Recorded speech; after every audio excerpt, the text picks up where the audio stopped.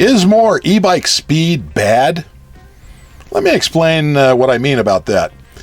On many of the forums and e-bike sites, I see questions asking, which is the fastest e-bike on the market? People are asking about e-bikes that can go 50 or 60 or even more miles an hour and keep up with traffic using only the throttle. The problem with that kind of speed would really make e-bikes separate their relationship with bicycles. And the current e-bike regulations with classes 1, 2, and 3 are actually pretty favorable to e-bikes and e-bikers.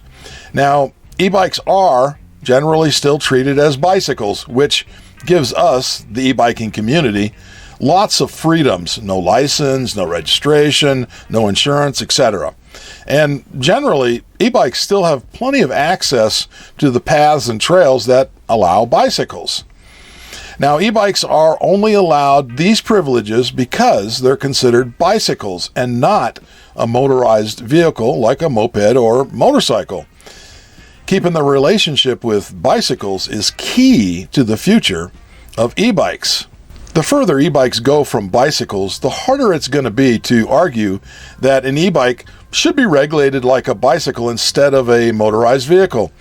And the reality is that speeds of over 30 miles an hour using throttle only on an e-bike should and does move the e-bike from the bicycle category to the motorized vehicle category.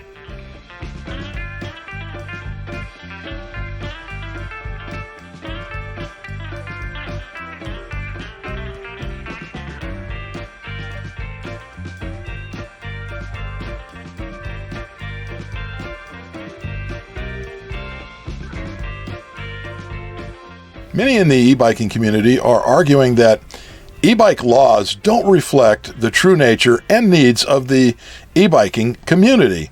Many argue that the e-bike laws are bad and need to be changed or at least revised. However, have you ever heard the phrase, "Be careful of what you wish for"? Sometimes you may regret getting what you wished for. If the few reckless and rude speed demon e-bikers continue to give the entire e-biking community a bad name, like driving down the middle of the road, pulling wheelies at 50, 60 miles an hour, and generally causing havoc on the streets, the coming new rules and regulations could become far less favorable for all e-biking. And of course, the rude riders, they claim because their e-bikes have pedals, they're still considered bicycles. Now, personally, I feel if your e-bike can reach speeds of more than 30 miles an hour with the throttle only, then it should be classified in as an electric motorcycle or motorbike, even if it has operational pedals. Any faster than that, it becomes super dangerous on the walking and biking trails. Now, this is why the relationship to bicycles is key to the future of e-biking. There are still those few who say, laws are dumb.